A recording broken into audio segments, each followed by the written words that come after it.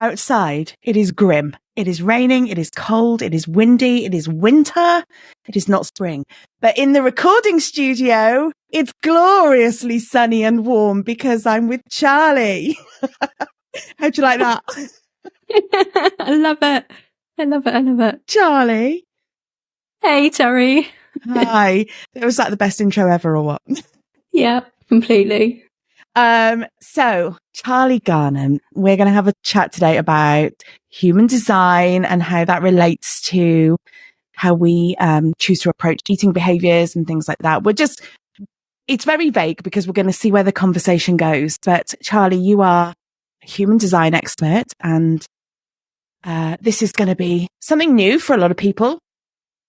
Maybe some people have dipped their toes in a little bit, but it's going to be so interesting. So tell everybody who you are and what you do, because you'll do it way better than I will. Yay. Thanks, Terry. Okay.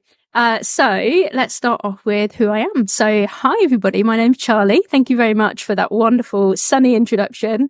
And if you're watching, then yeah, you can see that I put on my brightest jumper this morning because it's so disgusting out there. Oh, it's really horrible. There's even snow down here, by the way. No. The snow. Can you believe it? Oh well. So I am a human design expert, and I've been studying the system for over 4 years now, and human design is literally the most fascinating thing that I think I've ever come across, which is why I do it for a living, and I absolutely love to do it. It is. It's fast. I don't know anywhere near enough about it, but every time I listen to you talk or I see something come up on my feed or, whatever it is, I'm like, oh, it's so interesting. Okay, let's start there then. Do you want to explain a bit about human design, for people who know absolutely nothing about it? Yeah, of course. Yeah. So human design's really trendy at the moment. So you may have heard of it already. If you have heard the name, you may not even know what it is though, because it is kind of complicated to explain. It's just like nothing out there ever. But essentially the way that I like to describe it is, it's called the science of differentiation, which essentially means it is a system whereby you can understand yourself and your true self, but also what makes you different. So the differentiation part is the really sort of like key, unique, individual person of who you are. And I do like to explain that it is a little bit like a personality test, but it's for your soul more than your mind to do, answer the questions, etc. Because the system is actually based on your time and place of birth, which makes it very, very unusual. You may feel as though that's, a little bit skeptical, and believe me, I was skeptical with it as well. But when you realize the magic within the human design system and the magic within your own human design body graph, it's almost like you forget that it's based on your time and place of birth, and you just kind of lean into it and go, wow, this is really accurate. This is really amazing. And you can go really, really deep with it as well. So yeah, how was that for an explanation of human design? Yeah, I like it. You're right. Cause I've only really scratched the surface with mine, but even just scratching the surface, everything I know so far and everything I've read about me and my human design it makes you kind of go, oh, that is me. Which of course it would be if it's your own personal human design based on you and how you come into the world and what time and place it was. And of course it's going to be me, but it's fascinating. It is fascinating. Yeah, it really is. So yeah, I just love describing it that way. And essentially what you get when you put in your details. So, you can go to, anywhere on the internet really that gives you a free body graph, free human design body graph. And yeah, it will come out with a chart, and then you'll get a load of words. And unfortunately, at this stage, this is where people go, well, I don't understand what that is. And then they don't look at it again, or they'll, maybe come back to it another time, because it does look odd. And it is very, very complicated. And the human design system definitely uses words in the English language that are a bit odd and mean something different in human design to what they mean in the normal dictionary. So yeah, that's where interpreters like myself will come in and help you understand your chart a bit more. Interpreters. I like that. That is right. You've hit the nail on the head with it, because I opened mine when I first did it a long time ago and thought, great, that's colourful. And there's lots of lines. And then it gave me some brief overview of what bits and pieces meant. And I was like, okay, good. And then it was a lot to look at myself. Yeah. So to have people like you, who can interpret it and explain it and then explain how it applies to you and your life. That's the key thing for me, is understanding how my human design makes me function as a human being. Yeah. Yeah, exactly. And I think, that's like the key, sort of one of the key issues actually that we have in the human design system is that it's so out there and so strange and so unique that yes, you can learn it, but actually you need to then put it into practice and you need to, embody it. And, it doesn't take just like, one night or one reading or 1 week, 1 month, etc. It is literally a lifetime of learning who you are using the human design system. So if you choose to, you can get a lot out of it. Okay, let's dig into that a little bit. So when you say you take it and you embody it, can you give some kind of brief examples of what you mean by that? Just because for me, I know that I opened the chart and went, great, that explains who I am. And then it took somebody to say, and if you did this with it, you can do that and you'll have these outcomes. So can you give us some examples or... Yeah, of course. Yeah. So I think, one of the beauties of the human design system is that because it's showing you a map of who you are at your core, it's also showing you where you've been conditioned by society, parents, teachers, media, social media, etc. And sometimes we might think we are somebody, or we might think we are good at something, but maybe not so much. And maybe our wisdom and our real key magic and talent are actually, somewhere else. And it takes a lifetime of, like uncovering this information about us sometimes to realize actually we're quite good at something else. So I kind of like to describe it as like a deconditioning tool. So it kind of helps you to understand, where maybe you've been playing small all your life, maybe where you are actually a leader and you didn't realize it, maybe where you're creative and you didn't realize it. So it just helps you to bring in that, that conscious awareness of yourself a little bit deeper.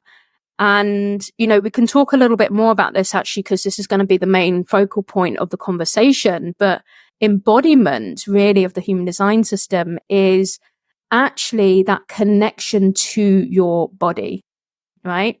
So in the human design system, one of the things that you learn straight away is your unique decision-making process. Okay. So we call it the inner authority, or the authority if you're looking at your new human design chart right now, if you're listening to me.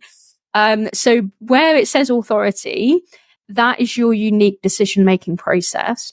And actually, we won't be able to go through all the authorities today because there's quite a lot of them, but the authorities generally are areas of our life where instead of making decisions through logic or strategy or fear, because, sometimes we make decisions from, like a fear-based place, missing out, that kind of thing. Instead of doing that with our ego minds, we actually make decisions using our most intelligent part of us, which is our body, which is that real sort of like subconscious, sort of like awareness of what we have about ourselves. So that decision-making process is a bodily function, basically.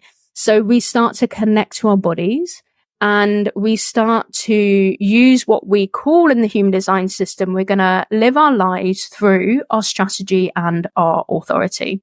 So every person has a unique strategy to live by, and everybody has a unique decision-making process as well. And that is where we start to embody our charts, our human design, our uniqueness. So yeah. Cool. That makes sense. That makes perfect sense. And this is why I wanted to talk to you and bring you on the podcast, because there's two things there. For everything we do in an intuitive eating and body confidence space here, all the work we do here is based around how we feel and what we think and all the beliefs that we have historically. Like you say, all the things that we grow up with, the messages we learn, the environment around us, our availability to food, that sort of thing. We learn all this stuff, and we're never really given the option to just be our own person, eat in a way we want to eat, live in a way we want to live, feel how we want to feel about ourselves. And in talking to you, I thought that there would be a way to link the human design system into how we approach eating and how we feel about, the way we live our lives in our bodies. And I'd love to just get into that and start linking the two.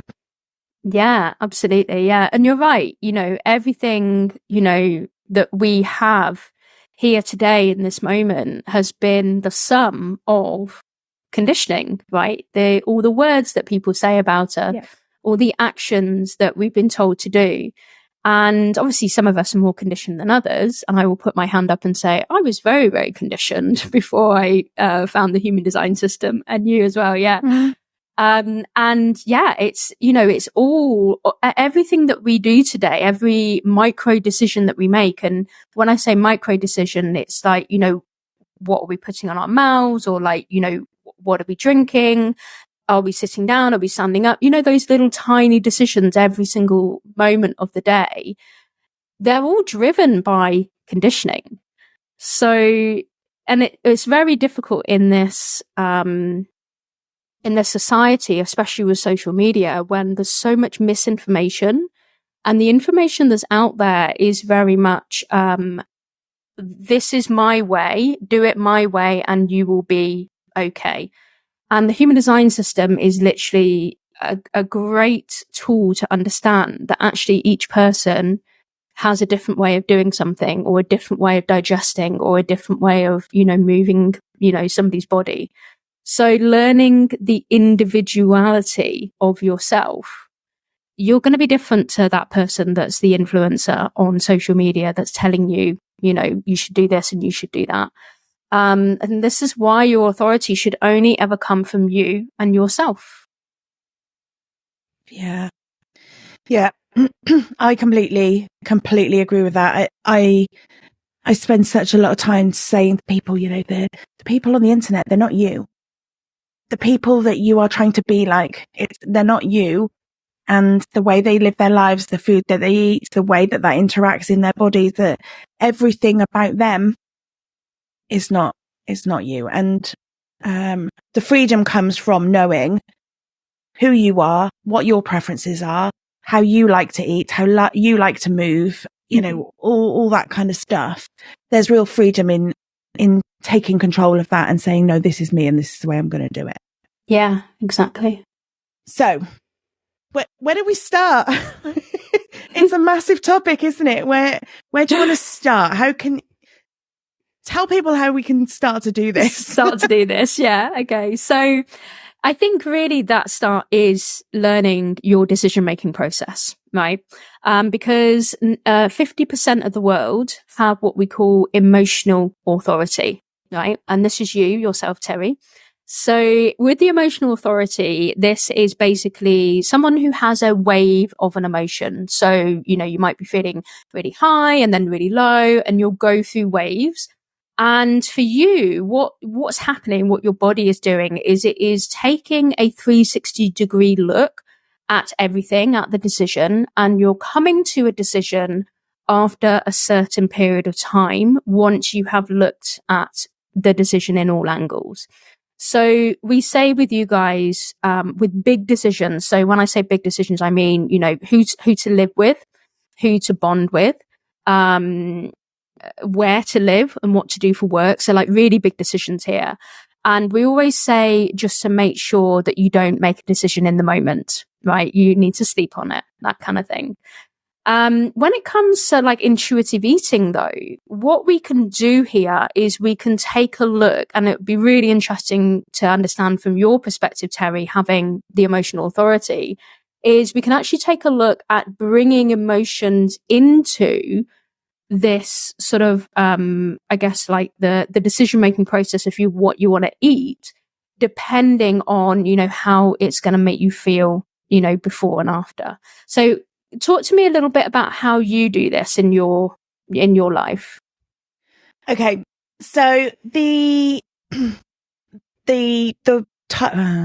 how can I start this? The types of foods that I choose are very much based on texture and how it feels in my mouth. Right? For a lot of people, that'll sound strange, but for me, there's a lot of how it's going to physically feel as it's going into my body, and how the textures feel to me. To me, textures are far more important than a logical, do I need some carbs?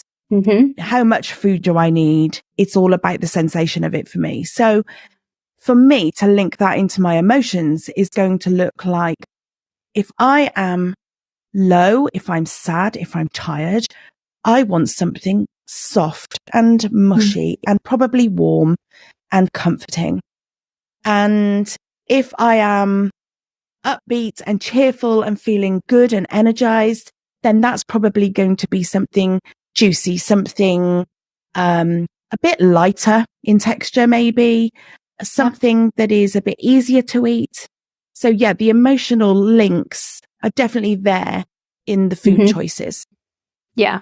I love that connection that you've made as well. And I think, with you guys, with the emotional authority, there is some emotional regulation that has to happen, because even though we do go through periods of our lives where, it might be really, really good or really, really not good, you can be really, really high and really, really low, right? But just generally, you shouldn't really be, too high or too low too often, that real big switch in between the two.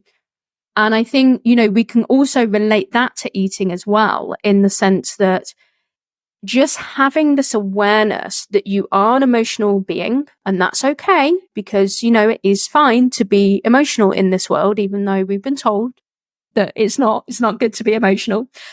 So even though we have these emotions, it's like having the conscious awareness of that and knowing, I'm really high right now, I'm in a high wave. What do I need to be aware of right now in terms of what I want to eat, right? And it's the same with the low wave as well, because, like a lot of people sort of, they'll get into the low wave and then they'll, just go and eat all the things that are going to actually make them a bit worse, right? Yeah. So that conscious awareness of your wave is going to really help in this situation, I think, to just know, right, I'm in a low wave right now. What do I love? What really, really, really comforts me in my low wave, right? Would you agree with that? Yeah, absolutely. Yeah, absolutely. Yeah, that's awesome. I don't have it, you see. So I'm literally speaking from my intelligence of the human design system rather than the embodiment of it. So yeah. That's kind of like the majority of people, the 50% of the world that have the emotional authority. But there are other authorities in this world. And, a lot of it is to do with sort of like a gut instinct and also an intuition as well. And I think, this is where intuitive eating can really come in, because if you can tap into your intuition and you can tap into the gut awareness, that gut instinct of, do I want this? Yes or no? And your body will tell you the answer. Then actually that is going to help you to make a decision of whether you're putting the right food in your mouth, for you, without the guilt right? Mm. So Yeah, absolutely. Without the guilt, that's absolutely key, isn't it? Because I think once you start involving things like guilt, you then change the decisions that you make. And then you're no longer being intuitive about your eating. You're eating based on thoughts and feelings given to you by other people again. Yeah, exactly. So, like in the human design system, there are what we call sacral beings. So manifesting generators and generators. So obviously you're a mani-gen. And you guys have this gut instinct. Okay. So for you, it's really important to be asked yes or no questions, because your body will be able to give you an answer. Yes. In which case you might feel a bit lit up, a bit light, a bit happy, or you might have a no and it'll be just heavy, and maybe you might withdraw away from it. And that yes or no question there for you is going to be integral to the way that you choose your food, especially in a restaurant, right? Where you've got, lots of choice. But it's funny actually, because when I explain how that sacral response works to people, I do use the decision making process of food, basically. So, I say to people that a lot of people, like their spouse or their partner, might say to them, what do you want for dinner tonight? But to a sacral being, they don't know. No. It's like, no. That's the worst. Yeah. It's too much, right? Or not enough. There's not enough choice there. But if you turn around to a sacral being and you say, do you want pizza for dinner tonight? You will have a bodily reaction to that. Yeah. And you'll go, no. Or you might say yes.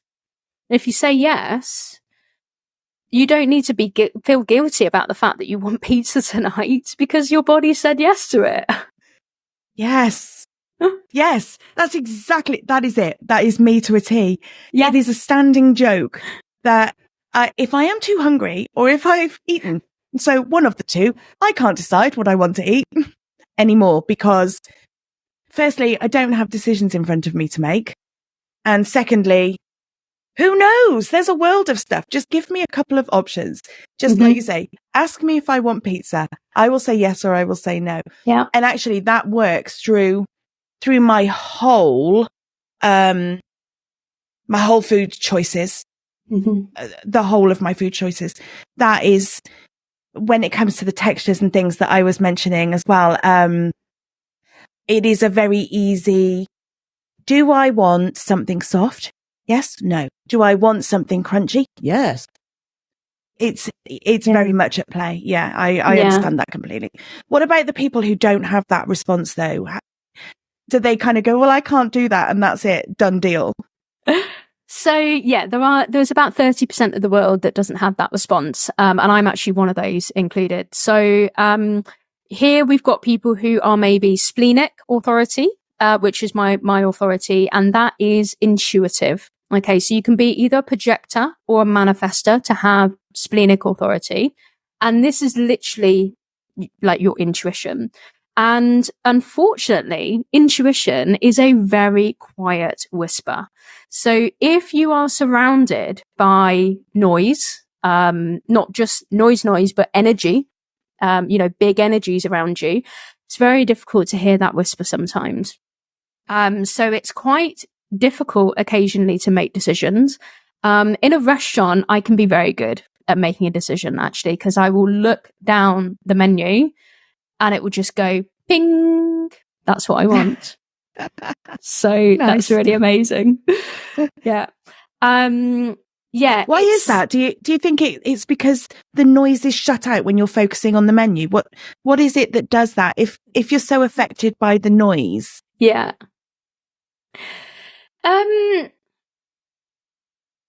I think when there's like a menu, and I know, so like basically I'm a non-sacral being and I'm surrounded by sacral energy, right? And what I'm doing is I'm not only taking in that sacral energy, which is beautiful, by the way, but I'm also amplifying it as well. So that's what I mean about it being noisy.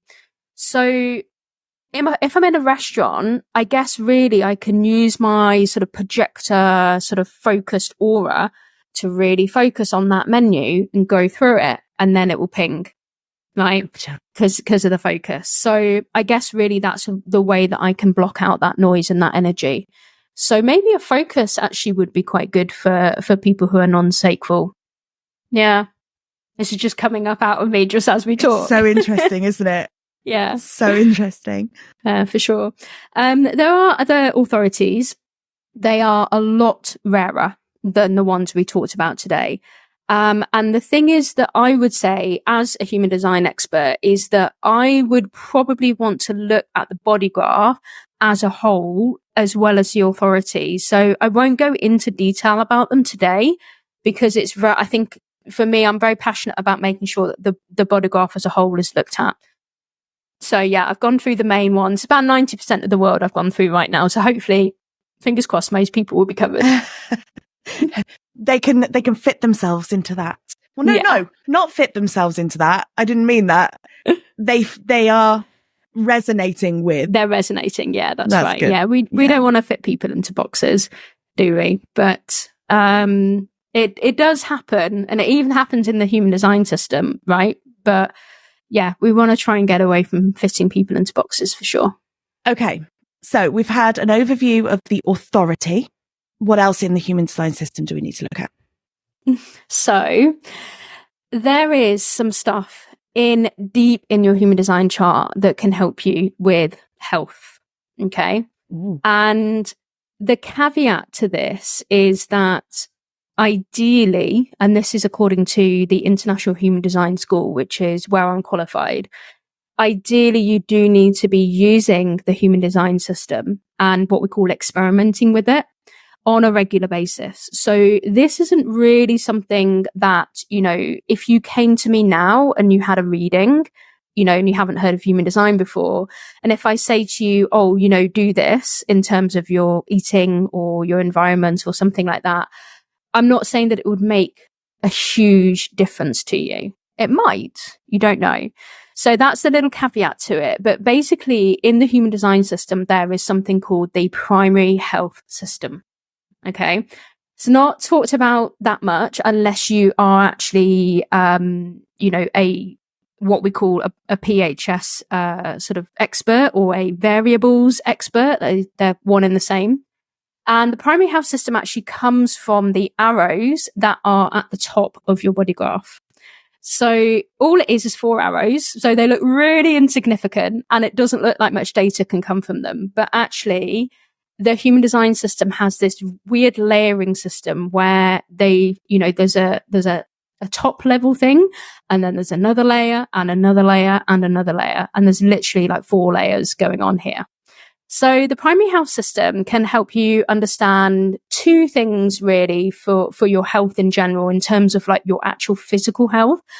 One is something that I really personally am really passionate about and I really love, and that is the environment that you are designed to digest food in.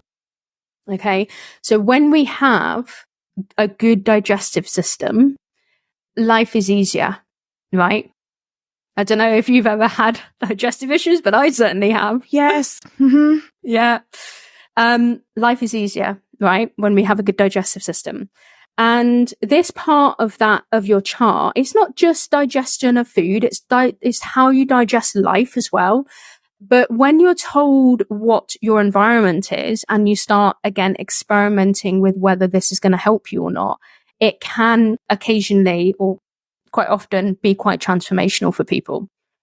So a lot of now, this isn't a problem that people say this, but a lot of sort of health coaches, etc., out there do talk about how it's very good to be very calm when you're digesting, right? When you're eating. Yeah. Now, funnily enough, I have what we call a calm digestion from my human design system. So their advice is great for me. So yes, it's good for me to be calm and, to, not eat too fast and to just be, maybe not have too much noise or music going on. That's great for me. However, you can also get the opposite of calm, which is nervous. Okay. So you can actually have somebody who can sit there in a bustling, busy, crowded, noisy environment. And that's actually good for their digestive system.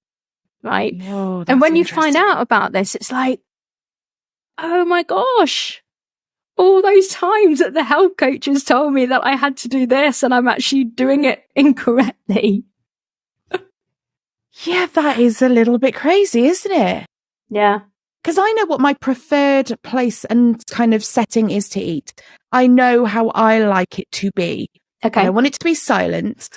Mhm. I want a little bit of something going on, but I also don't want to feel like everybody's on top of me and it's all very busy and noisy. Yeah. So to think that that actually can affect your actual digestion as well is fascinating. Yeah. Yeah. And I actually have problems eating in big, crowded, noisy areas.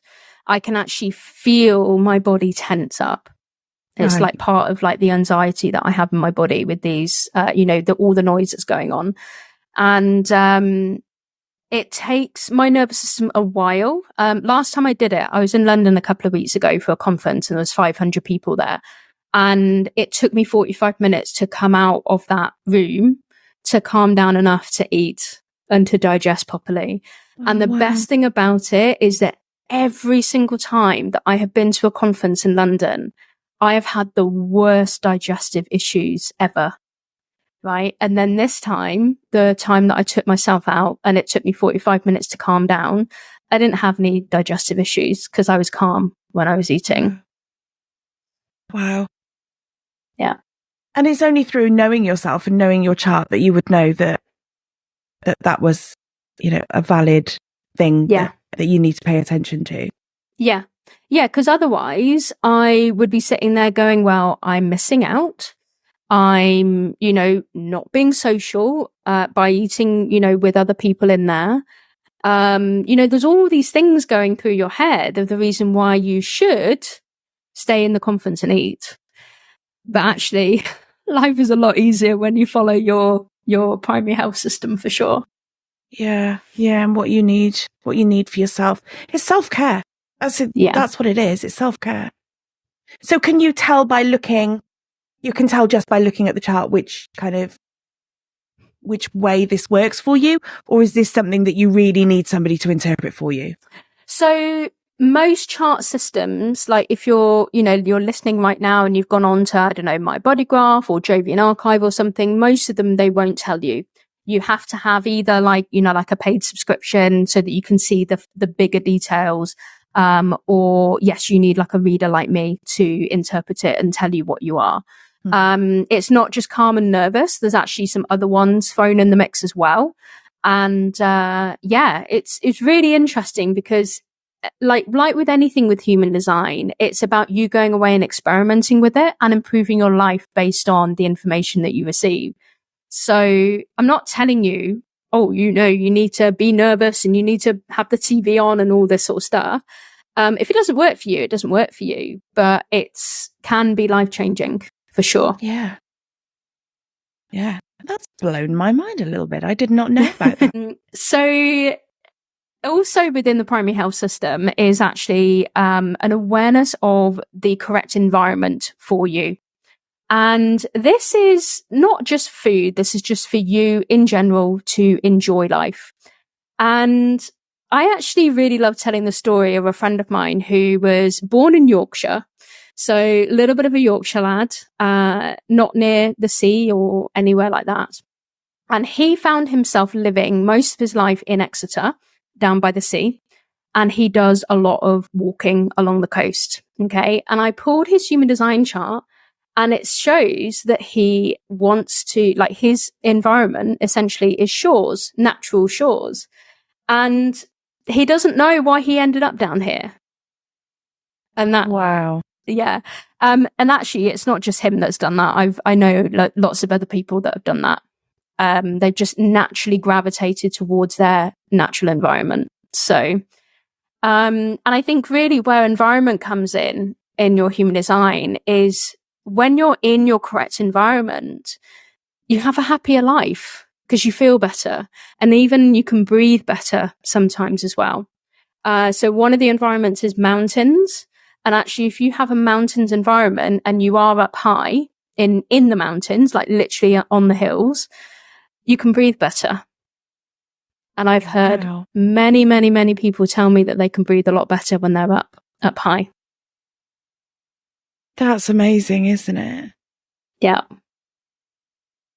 Oh, that's so interesting, because I know that I prefer to be very grounded, very kind of, I'm not an outdoorsy person, but I do like to be outdoors. Yeah. And I'm not somebody who likes to go, hiking and rambling and nature hunting in whatever way that looks like. But I do get something special from being outside. So I do really kind of buy into that. Yeah. That there's an environment for everybody. For everyone. Yeah. Do you know your environment? I do not. I'm just wondering. Yes, I do. Looked it up. I've just looked. Yeah. I do not. Ask me again, Charlie. Do you know what your environment is? I do. Mine is valleys. There we go. Yeah. So with valleys, so if you think about like what a valley is, it's like something that's, going through either like a road or a river or something, going through something that then has, high bits on either side. And you like being down in the valley, in the depth of the valley. So yeah, I completely see where that's coming from compared to what you said about mountains. It's crazy, isn't it? Yeah. You probably also feel very secure when you've got boundaries around you, potentially as well. That can kind of come in with valleys, and an urban makeup might be quite good for you as well. I mean, I think that nature is good for everyone, right? No matter, who you are.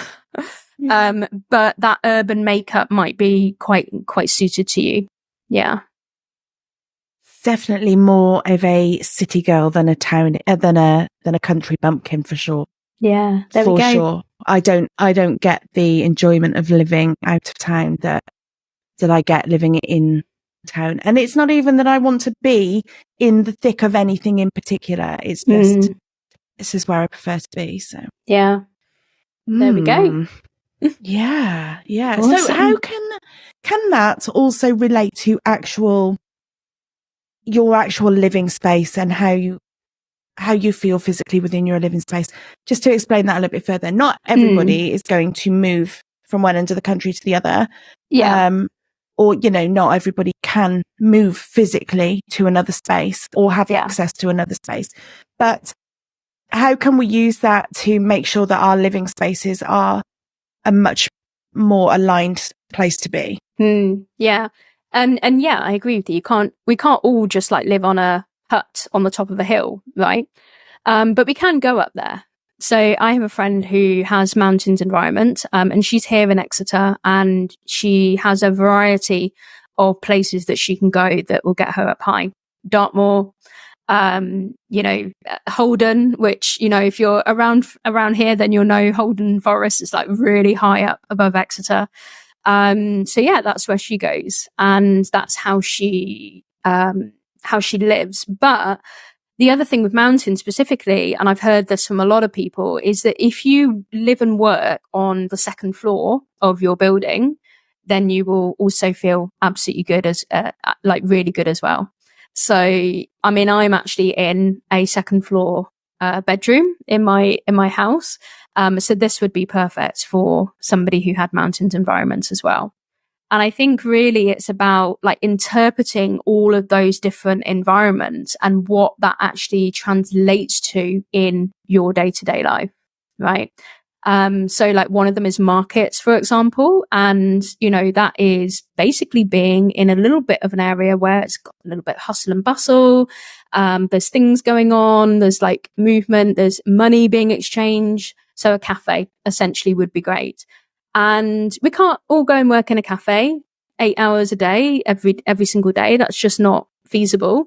But occasionally you can say to yourself, right, I'm going to get out and I'm going to put myself into my perfect environment, and I'm going to do about a day's worth of work in 1 hour, which is, by the way, what I do. And then, you're all set because you feel great. So yeah, it's about kind of interpreting it and what's good for you when you hear about your human design environment. Yeah. When you put it in terms of work and things, it is without a doubt, when you're in a place that you feel better, you're going to be more productive. You're going to make different choices. You're going to you're just going to go about your day differently, aren't you? Yeah. I feel like I'm just echoing everything you said, but I'm trying to kind of agree with it and process it as you're talking. Yeah. And I'm like, oh yeah, that makes sense. That makes sense. Yeah, that's fine. I mean, we can also talk a little bit about movement as well, if you want to, if that's somewhere you want to go. Yeah, go for it. Yeah. Okay. So with the human design body graph specifically, so you know, when you run your chart, you get this kind of like weird looking like body. So, you know, the head's at the top. With the, what we call definition within that chart, so this is the colored in bits, you can actually start to piece together what is good for you movement wise, right?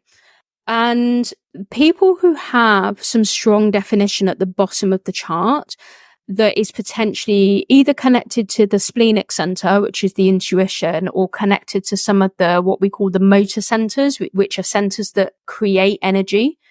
This is actually where it's quite important for movement to happen if you have that in your chart. So especially if you've got the very bottom one colored in, the root center, it's very important for you to be able to move, right? And the movement doesn't have to be like I do, going to the gym and lifting weights. It can simply be walking. So those of us who have jobs or businesses that require us to be sitting in front of a screen most of the day, actually, when you have a look at your chart, what we need to do is we need to add in some light exercise throughout the day. So for example, with me, I have a very small treadmill behind me. And I also have a little trampoline. They're called like rebounders or something like that. Yeah. Mm-hmm. Yeah. So for me to get that physical energy sort of moving in my body and for me to feel really good, because I can get quite tired if I stay stagnant. Just literally getting up and walking on the treadmill for 5 minutes is the key to my success. And you know, movement is really good for your body, for anybody's body, regardless of what they have in the human design chart. But when you look at it, sometimes I can see where that slight misalignment will come in, because I know that that person is sitting in front of the computer screen all day. And I'm like, you need to move the energy, because the energy needs to, you know, get out of your body. So yeah, another really important factor of I feel health, so for seen. sure. I feel so seen right now. Yeah. Yeah, you have a lot of definition, like in your motor centers, for sure. So yeah. How does that work for you? Do you move? Do you get up and move? I do not. And I know it when I finally do move, because yeah, I am really bad for sitting and working and just power on through and get stuff done. And I get into it and I get deep into it. And then hours pass by. I haven't been to the loo. I haven't even got a drink, and I have not moved. And as I stand up, my whole body goes, whoa, you haven't moved for a while. Yeah, it's terrible. I do not move enough. And it's, yes, Charlie, I agree with you. I know what you mean. I've definitely been there with, you know, being a bit stagnant and like really hyper focusing on work and everything like that. And all it is conscious awareness. And, you know, you might have that conscious awareness today because of the podcast you've just listened to, but actually it's going to take you a lot of time to actually bring those new habits into your life again. When I found out my human design type, which is a projector, I found out that I needed to be aware of when enough was enough, right? So work-wise, when is enough enough? When, you know, after like 6 hours of work, have I done enough work? Yes, probably, Charlie. So stand up, you know, get yourself a drink, go to the loo, right? So this conscious awareness will come in. It will take you a long time. It took me a year to learn it. And when you finally, you know, sort of learn it, life just gets easier, because you start to put in these habits that you start to think, okay, I feel better. I need to do this more. I feel better. I feel better. I feel better. And every single little micro decision comes into alignment for you. So yeah. Yeah. This is the key, isn't it? It's unwiring all the old stuff and dropping these new thoughts and habits and behaviors in. Yeah. And that's what makes the difference. I know that a lot of people, when they come to my space, they've got a bad relationship with the movement because it's been so intrinsically linked to the food that they eat for such a long time. So for a lot of people, it means that exercise is exercise and it has a purpose. It either means you burn more calories, you can eat more food. It has a purpose, and doesn't matter if it's enjoyable or not. But I think the whole human design way of looking at it means that actually it's right for you. You don't have to attach it to food or, earning anything or making up for anything. You can do what is good for your body because your body needs it. Yeah. Yeah, exactly. And I think it's so important that we understand that as well. And we understand, what works for us, because, I've got some, good definition down at the bottom of my chart. But I only have one motor center defined, whereas you've got 4. And, for me, I walk 10,000 steps a day. And if I don't, I can't get to sleep at night. So the movement part of things is really, really important, because it does affect everything. It affects your decision making. It affects your focus. It affects your sleep. So yeah, the movement is key, and it doesn't have to be exercise that you don't like. So I love lifting weights in the gym, right? But I hate yoga. So I don't do yoga. Simple as that. I'm a spiritual person that doesn't like yoga, but that's okay. Yeah, but you do you, isn't it? What is the point in pushing yourself? I have told this story on the podcast before, but I don't think I've told you. I went to a spin class once. And I went once because it was at something silly like 6:00 in the morning. I got there, and literally within 2 minutes of it starting, I was like, I hate this. Can I leave? Can I actually leave? Is it okay to leave? Of course it's okay to leave, but I didn't leave. I stayed there, and it was horrible. Yeah. And yet my sister, in contrast, she absolutely loves spin. And I know, Charlie, she's a little bit on the crazy side. No, nor me. But it just goes to show it's horses for courses, right? It's if you enjoy it and you love it, go do it, because you're going to get the benefit from it. If you don't love it and it's not movement that feels good to you and to your body, you're not going to get the benefits out of it. And by benefits, I mean, we all want to grow with fit, strong, healthy bodies into old age, right? Yeah. And you're not going to do that if you're doing stuff you don't enjoy doing. Yeah, exactly. And I think I'm with you on the spin. Even at the height of my fitness, just before lockdown, I was, lifting incredible amounts of weight off the floor of the gym. But if you try and get me on a spin bike, I am like out the door.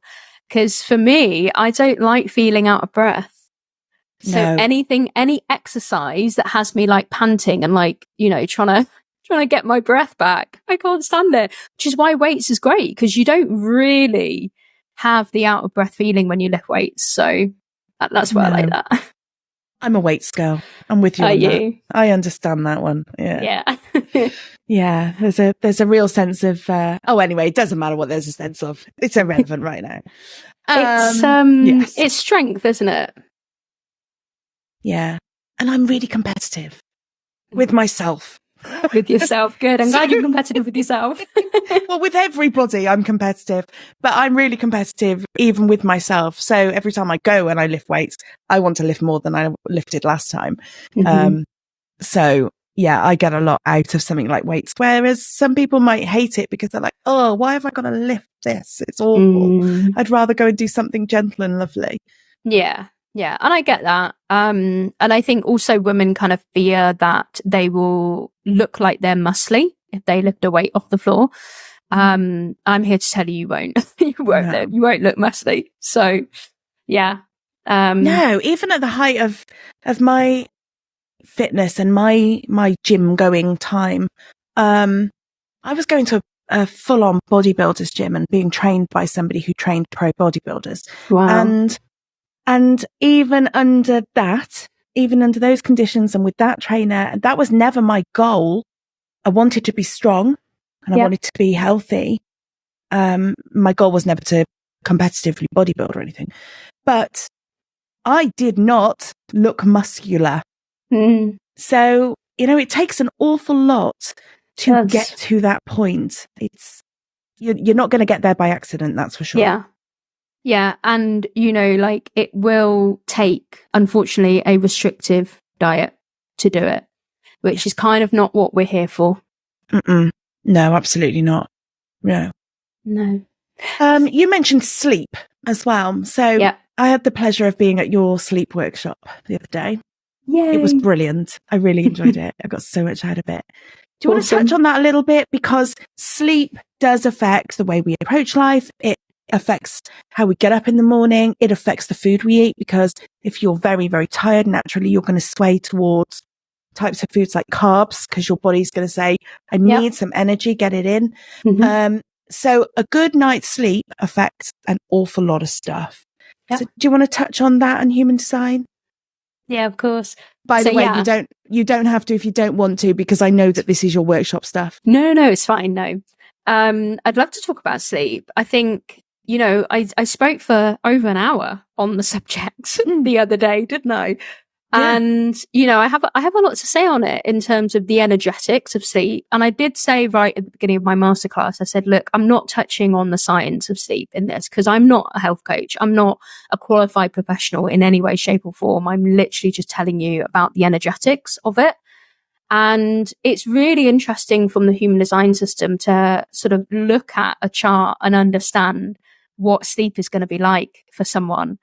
And, there's a lot of elements that you can take a look at. I think maybe for the purpose of the podcast, I could probably go through the different sleep strategies, or like evening routine strategies, for each different human design type. Cause obviously the rest of it's, an hour long. We don't want to be here for another hour. So each human design type actually comes with its own unique sleep strategy, or like evening routine strategy. And the first thing I want to say about this is that it's yet another area of your life where the experts come in and they say, you shouldn't do this and you shouldn't do that and you should do this and you should do that. And actually, whilst they might be right, and whilst there might be some science behind that proves it, for each individual unique person, some of those things might be incorrect, right? So this is where I'm going to invite you again to think about, if you're doing something that's right for you and it goes against that societal norm and it goes against even the science, don't worry, you do you. So let's start with the generator type. So this is generators, not manifesting generators as well. This is just generators by themselves. So you guys have got this kind of really amazing motor energy that just sort of runs and runs and runs and goes and goes and goes.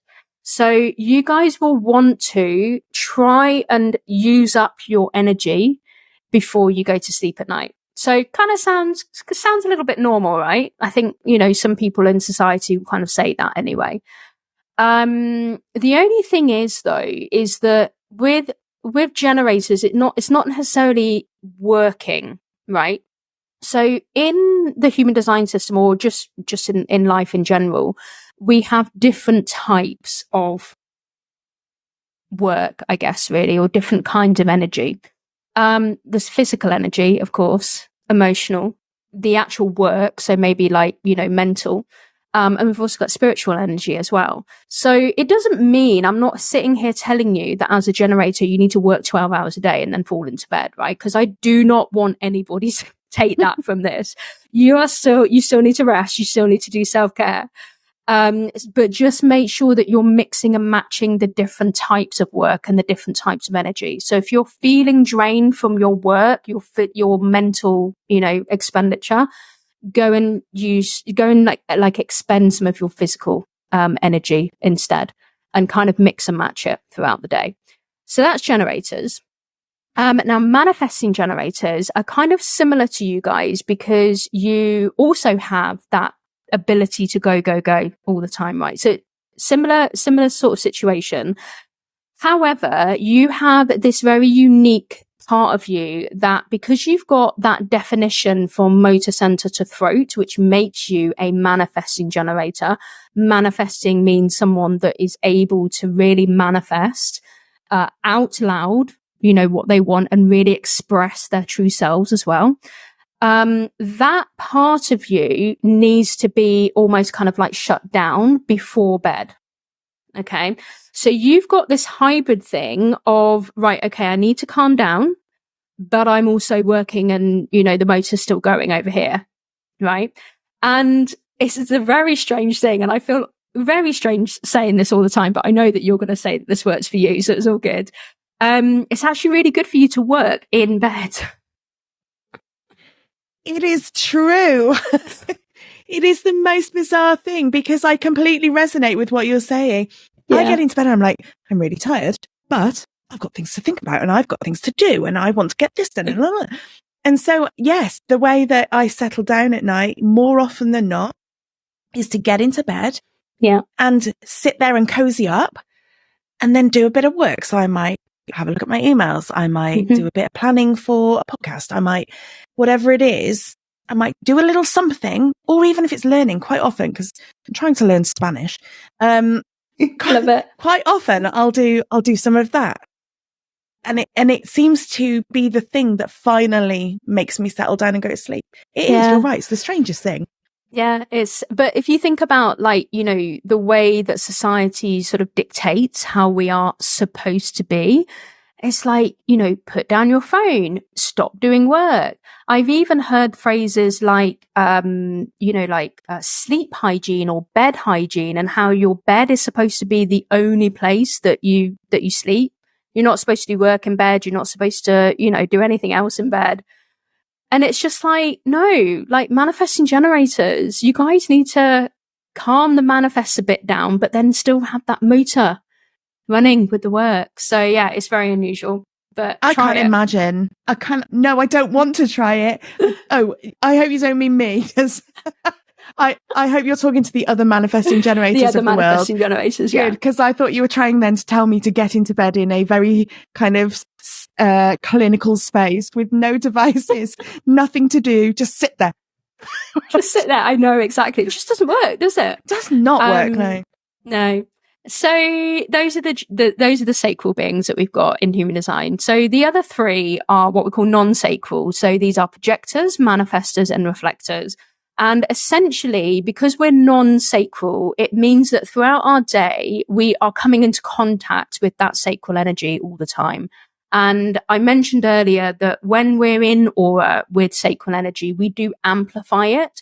So sometimes we might even appear like the most buzzy, on the go people ever, because we're amplifying it, basically. Now, it's very difficult for us to sleep when we're like surrounded by that sacral energy. So for the three types that are non-sacral, it's very, very important that we essentially desacral ourselves from sacral energy before we sleep. So take yourself off and be alone an hour before bed and just calm yourself down. Do whatever it is that you want to do. It doesn't matter whether it's, something like meditation that you're supposed to do, because all the sleep experts say that you're supposed to meditate. Or, you can do, anything really, like watch Netflix or read a book or play games. And this can kind of really help you. So us non-sacrals, we are supposed to go to bed before we're tired. Okay. And that is the key. If we go to bed when we're tired, we will wake up feeling like we haven't slept. Okay. So always go to bed before you're tired. Another little trick to the projector as well, just because this is like part of my story. Because we have the focus and penetrating aura that really hones in and focuses, it's actually very good for us to focus on something whilst we're trying to get to sleep. And, for me, that looks like having my iPad 3 inches in front of my face. Right? So I'm lying there with my iPad on my arm. And then when I know that I'm kind of like drifting off to sleep, I know that it just sort of like goes down the bed and sort of ends up, half on the floor, half on something else down there. And, I just fall asleep that way. And I've done that ever since I was 10 years old. I've literally had to focus on something to then be able to fall asleep. Now, if I focused on something that I have never seen before, I can't sleep because I'm wanting to know what the outcome is of, whatever it is that's happening. But if I'm just having a look at something like Friends or Scrubs or anything that's kind of like been on repeat in my life for a long, long, long, long time, then I can fall asleep within the first episode, basically. And yeah, it's a great sleep tip, but not if you're a health coach, because health coaches would never say to have an iPad in front of your face. What? With all that bright light and all this stuff that's hitting your brain? It's another example, isn't it, of where the whole one size fits all gets rolled out. You must go to sleep like this. You must not do this in bed. You must eat like this. You must have 8 hours sleep a night. And, and so it goes on.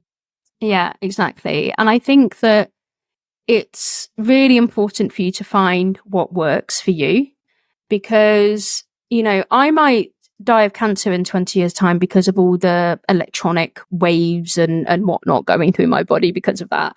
But at least right now I have 8 hours sleep every single night. I love my life because of it. So. Well, actually, when you say it like that, you think, oh, hang on now, would I trade, X amount of years of my life? But actually, if you look at it the other way around, if you are not doing those things and not getting good sleep, then we also know that the health impacts of not sleeping well are many and varied and can be quite debilitating. So surely it just makes sense to find a way to go to sleep and get a good night's sleep that suits you, rather than thinking about what it might or might not look like 20, 30, 40 years down the line. Yeah, exactly. That's a really good point. And you're right. Like, if I wasn't getting very good sleep right now, what other health concerns would I have?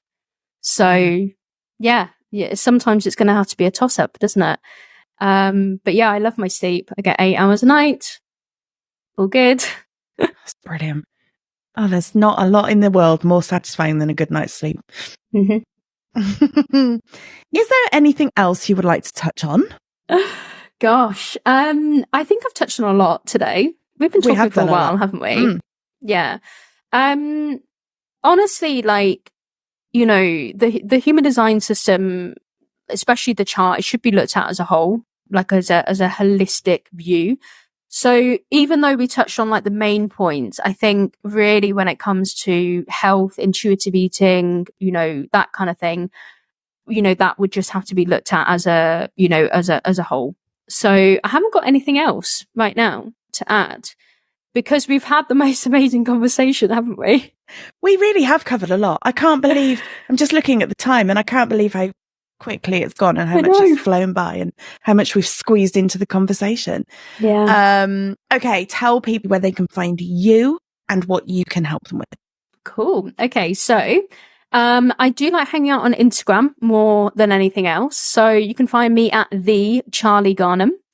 And yeah, any questions, I'm more than happy to answer or, have a chat with you. I absolutely love talking about human design. Everybody always says to me, "Oh, Charlie, you light up when you talk about human design." And I'm like, yeah. Why do you think I was invited? Yeah. So yes, come and have a chat with me. I do hang out on Facebook as well. So yeah, please, find me on Facebook if you want to have a chat on there instead. And I also have my website, which is charliegarnham.com. And, at the time of publishing, I will have a new website. So it's very, very exciting. I actually do a lot of work around leadership with human design as well.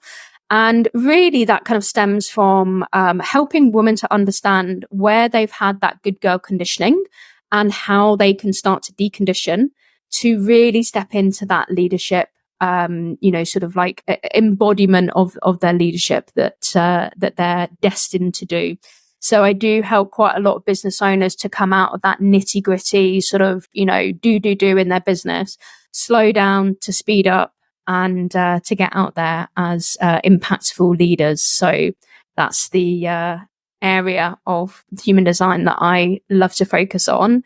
You can come and have a reading with me. Now, if you have a reading with me based on the conversation we've talked about today, that's absolutely fine. I can talk about anything in the reading you want. We can talk about leadership. We can talk about health. We can talk about food. We can talk about this.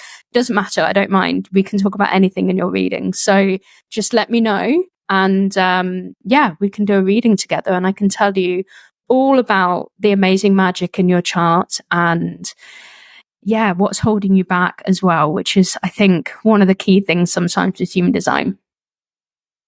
Yeah. It's so interesting. It's very addictive. You won't want to stop when you start.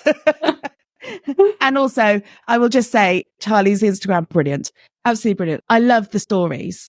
I love your stories because it is little snippets. I'm always learning new stuff about human design from your stories. And you've got a really nice way of explaining things and putting things across. So yeah, definitely one to follow. Awesome. Sure. Yay. Thank you so much, Terry. It's been lovely connecting with you. Like, you and I have been having little chats and everything for quite a few months now, haven't we? Yeah. So it's been great to connect with a beautiful manifesting generator like yourself. And the sacral being and the projector, they go quite well together. They always make really good collaboration, partnerships, etc. So yeah, it's good to have some money gens in my life. Yes. When you were talking about the leadership, I was thinking, there's future conversation to be had here. There we go.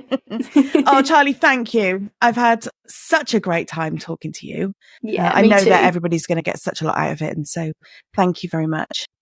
Yay. Thank you, Terry. See you soon.